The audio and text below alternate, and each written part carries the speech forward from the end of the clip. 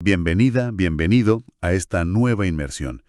Hoy, vamos a tocar un tema que es bastante crucial. ¿Cuándo y cómo se pueden suspender nuestros derechos y libertades aquí en España, según la Constitución? ¿Hola? Tenemos aquí unos textos, ¿verdad? Un análisis sobre esto y el propio artículo 55 de la Constitución. Efectivamente. La idea es, pues, entender un poco las reglas del juego en situaciones que son muy, muy excepcionales. ¿Qué pasa si el Estado necesita, digamos, tomar medidas drásticas? ¿Qué derechos se tocan y bajo qué condiciones? Vamos a desgranarlo. Exacto. Y es que es fundamental conocer estos mecanismos, porque al final definen los límites del poder del Estado, incluso en momentos, muy críticos. Vamos a ver que hay dos escenarios principales en la Constitución y son bastante distintos el uno del otro. De acuerdo, pues empecemos por ahí, por la raíz. El artículo 55 es el que marca la pauta, ¿no? Y ya de entrada distingue dos tipos de suspensión, muy claros. Así es. Por un lado está lo que podríamos llamar una suspensión colectiva. Afecta a toda la población o a una parte, claro. Y esta va ligada sí o sí a que se declare formalmente o el estado de excepción o el estado de sitio. ¿Vale? Y aquí, ojo, una aclaración importante que a veces se lía la gente. El estado de alarma, Ajá, que también es excepcional y lo tenemos más reciente. sí. Bueno, pues el estado de alarma no permite suspender derechos fundamentales de los que habla el 55.1. Lo dice la ley orgánica que regula estos estados, la 4181. Ah, o sea que esa es una distinción vital. El estado de alarma, aunque sea excepcional, juega en otra liga. No permite tocar ese núcleo duro de derechos del 55.1. Exacto, opera en otro nivel. Vale, pues entonces, si dejamos fuera el de alarma, nos centramos en los que sí. Excepción y sitio. Empecemos por el estado de excepción. ¿Qué derechos concretos podrían limitarse ahí? Pues mira, durante el estado de excepción, la Constitución es muy específica. Hay una lista cerrada en el 55.1 y afecta a varias cosas. Por ejemplo, las garantías si te detienen. ¿Cómo qué? El plazo máximo de detención preventiva. Normalmente son 72 horas, ¿verdad? Lo dice el artículo 17.2. Pues bueno, ese plazo se podría alargar. O sea que podrían tenerte detenido más tiempo antes de pasar a disposición judicial. Eso es. Ya es una alteración importante de una garantía básica. Ya me imagino. Entendido. ¿Y qué más áreas toca? Pues también la esfera de la privacidad. Y bastante. La inviolabilidad del domicilio, el 18.2. Eso de que mi casa es mi castillo, pues podría suspenderse. Vaya. Y eso permitiría a las autoridades entrar y registrar sin la orden judicial que normalmente hace falta. Uf, es una imagen potente, ¿eh? Que esa protección del hogar pueda decaer temporalmente. Y esto va ligado a las comunicaciones, supongo. Efectivamente. El secreto de las comunicaciones, artículo 19.3. Lo que protege nuestras cartas, llamadas, correos, también puede suspenderse. Madre mía. Podrían intervenir comunicaciones sin las garantías habituales. Piensa que estos dos juntos, domicilio y comunicaciones, son, una merma importante de la privacidad. Claro, de la privacidad personal. Y de ahí saltamos a libertades más públicas, ¿no? Movimiento, expresión, que son pilares. Exacto. La libertad de circulación y residencia, el artículo 19, también se puede limitar. ¿Cómo? ¿Restricciones para viajar o...? Sí, podrían poner restricciones para viajar, para cambiar de residencia o incluso confinamientos perimetrales. Y luego está la expresión artículo 20, apartados 1A y 1D. La libertad de decir lo que piensas y de recibir información. Eso, la libertad de expresar opiniones y la de comunicar o recibir información veraz. También se pueden suspender. Y esto tiene una consecuencia muy, muy concreta. ¿Te refieres a la posibilidad de censura o de secuestrar publicaciones? Justo. Se puede llegar al secuestro de publicaciones, de grabaciones, de otros medios de información. Y, ligado a esto, se suspende también la garantía del artículo 25. ¿Qué dice ese? Que normalmente hace falta una orden judicial para ese secuestro. Bueno, pues durante el estado de excepción, la autoridad gubernativa podría ordenarlo directamente. O sea, control directo de la información. Se busca controlar la difusión de información en momentos que se consideran críticos, sí. El impacto en el debate público parece evidente. Y la capacidad de protestar o reunirse también se toca. Sí. Sí. El derecho de reunión pacífica, el artículo 21 está en la lista. Las reuniones podrían prohibirse o disolverse por la autoridad. Limita la expresión colectiva, claro. Vaya tela. Y finalmente creo que mencionabas también derechos. Del ámbito laboral. Correcto. Se contemplan dos suspensiones ahí. El derecho fundamental a la huelga, artículo 28.2. La huelga. Ujú. Y el derecho de trabajadores y empresarios a adoptar medidas de conflicto colectivo, artículo 37.2. O sea que también la acción sindical se puede limitar. Claro, en la práctica esto puede, desarmar temporalmente a los agentes sociales.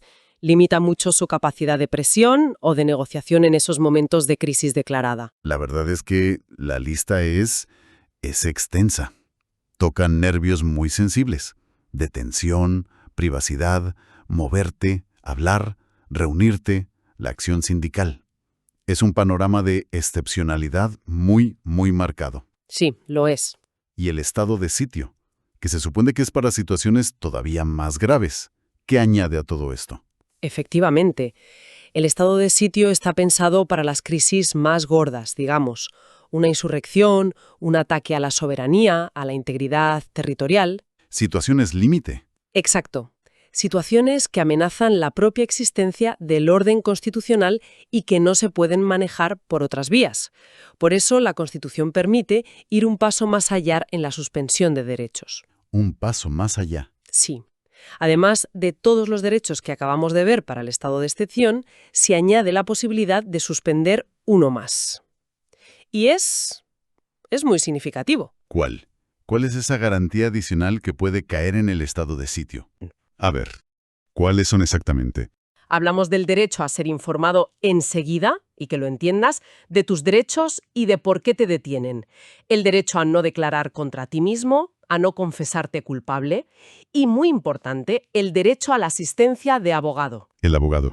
Sí, la asistencia letrada durante las diligencias policiales y judiciales. O sea que bajo un estado de sitio, incluso estas protecciones tan básicas para alguien que está detenido podrían suspenderse. ¿No tener abogado, por ejemplo?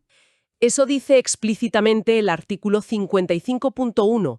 Reserva la suspensión de estas garantías del 17.3 únicamente para el estado de sitio, no para el de excepción. Vaya diferencia. Es una medida de una gravedad extrema, pensada solo para la emergencia constitucional más absoluta, y subraya mucho la diferencia de intensidad entre los dos estados. Comprendido. Ese es el panorama de la suspensión, digamos, colectiva, que va ligada a que el gobierno declare estos estados, con permiso del Congreso, claro. Pero al principio dijiste que había otro tipo de suspensión, con otra lógica. Sí. Es la suspensión individual. Y aquí el enfoque cambia. Bueno, radicalmente. ¿En qué sentido? No depende de que se declare un estado de excepción o de sitio general para todo el mundo. Se aplica persona a persona, de forma individualizada, no a la colectividad. ¿Y cuál es el motivo? ¿Cuándo se puede aplicar esta suspensión individual? La Constitución, en el artículo 55.2, es muy, muy clara. Está vinculada exclusivamente a investigaciones que tengan que ver con la actuación de bandas armadas o elementos terroristas. Ah, vale. Solo terrorismo. Exacto. Es una herramienta específica para la lucha contra el terrorismo y su regulación detallada tiene que hacerse por ley orgánica. Entendido. El ámbito es súper específico. Terrorismo. ¿Y qué derechos se pueden suspender aquí? ¿La misma lista larga de antes? No, que va, en absoluto. La lista es muchísimo más corta y las condiciones son distintas. Son solo 3 derechos los que pueden verse afectados individualmente en este contexto.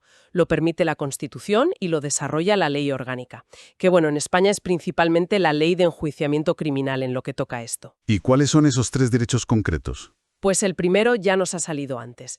El plazo máximo de detención preventiva del artículo 17.2. Las 72 horas. Eso es. La ley orgánica antiterrorista permite alargar esas 72 horas. El texto que tenemos delante indica que se puede extender 48 horas más, Anda. llegando a un máximo total de 120 horas, o sea, 5 días, antes de que la persona detenida tenga que pasar ante un juez. 5 días detenido sin ver a un juez. Es un plazo bastante más largo que el normal. Sí, notablemente superior. ¿Y los otros 2 derechos que se pueden suspender individualmente? Son los otros dos que también comentamos al hablar de privacidad. La inviolabilidad del domicilio, artículo 18.2. Ajá. Y el secreto de las comunicaciones, artículo 18.3. O sea, domicilio comunicaciones, otra vez. Sí, pero aquí la lógica es distinta. Significa que en el marco de una investigación antiterrorista concreta y sobre personas determinadas, un juez podría autorizar entradas y registros o intervenciones de comunicaciones con requisitos o procedimientos adaptados a esa excepcionalidad. Aquí es donde la balanza se pone delicada, ¿verdad? Sí, sí lo es. Son medidas potentes contra el terrorismo, sí, pero aplicadas individualmente. Supongo que hay controles, ¿no?, para evitar que esto sea barra libre. Absolutamente crucial. Es que el propio artículo 55.2 de la Constitución y la legislación que lo desarrolla insisten mucho en que esta suspensión individual debe hacerse siempre con la necesaria intervención judicial El juez. y el adecuado control parlamentario. No es una decisión que la policía o el gobierno puedan tomar así, unilateralmente, sin supervisión ninguna. ¿Y cómo funcionan esos controles en la práctica? ¿El juez qué hace? Pues la intervención judicial es la garantía principal. Un juez tiene que autorizar estas medidas excepcionales. La detención más larga, la entrada en domicilio, pinchar un teléfono. O como mínimo, tiene que ser informado inmediatamente y poder controlar lo que se ha hecho después. Vale. El juez valora si la medida es necesaria, si es proporcionada, si hay indicios suficientes que la justifiquen, siempre en el marco de esa investigación antiterrorista. ¿Y el control parlamentario? Ese es más general. Supervisa cómo se aplica la legislación antiterrorista en conjunto, si se está usando bien estas facultades excepcionales. Es un control más político, digamos. Entiendo. O sea que, aunque se module una garantía fundamental para una persona investigada por terrorismo, el sistema pone contrapesos, intenta prevenir abusos. No se elimina el control, se adapta. Esa es la idea fundamental, sí. Darle al Estado herramientas eficaces para combatir una amenaza muy grave como es el terrorismo, pero sin desmontar los controles democráticos, que son esenciales. La figura del juez como garante de los derechos individuales sigue siendo central, aunque los plazos o los procedimientos puedan cangar un poco. Y además, parece que la propia Constitución manda un aviso bastante serio sobre pasarse de la raya. Así es. El artículo 55.2 acaba con una frase que no deja lugar a dudas. ¿Qué dice? Dice, la utilización injustificada o abusiva de las facultades reconocidas en dicha ley orgánica producirá responsabilidad penal como violación de los derechos y libertades reconocidos por las leyes. Responsabilidad penal. Exacto. Es un recordatorio súper taxativo de que estas herramientas son excepcionales y si las usas mal o abusas de ellas, tiene consecuencias penales. Eso refuerza mucho la idea de que no son atajos fáciles, no, sino medidas extremas que hay que justificar muy bien y usar con muchísima prudencia. Exactamente. Pone un marco claro de actuación y te advierte de las consecuencias si te sales de él. Es una forma de proteger los derechos incluso cuando se permite su suspensión limitada y controlada. Bien, bien. Creo que tenemos una visión más clara del conjunto. Si recapitulamos un poco, la Constitución española sí contempla la suspensión de derechos, pero lo hace de forma muy medida y diferenciada. Muy tasada, sí. Por un lado, suspensiones colectivas. Solo caben si se declara el estado de excepción o el de sitio. Importante, nunca bajo el estado de alarma. Y afectan a una lista cerrada de derechos. ¿Correcto? Y dentro de esa vía colectiva, recordar que el estado de sitio es más grave que el de excepción. Solo en el de sitio se pueden suspender también las garantías básicas del detenido, del 17.3. Exacto. Y por otro lado, está la suspensión individual.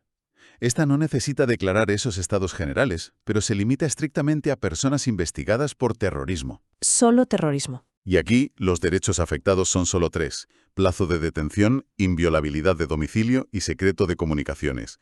Y, fundamental, siempre bajo control judicial y parlamentario, y con responsabilidad penal si hay abuso.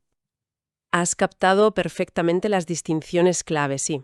Y entender esta arquitectura es vital para apreciar cómo el sistema constitucional intenta, equilibrar esa necesidad de actuar en situaciones extremas con la protección de las libertades. No es una anulación arbitraria de derechos, es un mecanismo reglado, con salvaguardas, previsto en la propia Constitución para circunstancias muy, muy específicas. Queda claro, la estructura constitucional como que anticipa estas situaciones límite, pero les pone Les pone cauces y límites muy definidos. Y, bueno, lanzamos una última reflexión para quien nos escucha. Ser conscientes de que existen estas excepciones tan reguladas, tan tasadas, y que incluso ellas están sujetas a control y a consecuencias si se usan mal. Mm. ¿No nos hace quizás apreciar más intensamente la vigencia normal de todos nuestros derechos y libertades en el día a día? Quizá entender la excepción ayuda a valorar la regla. Es una buena reflexión, sí. Y la importancia de esas garantías ordinarias que nos protegen cotidianamente.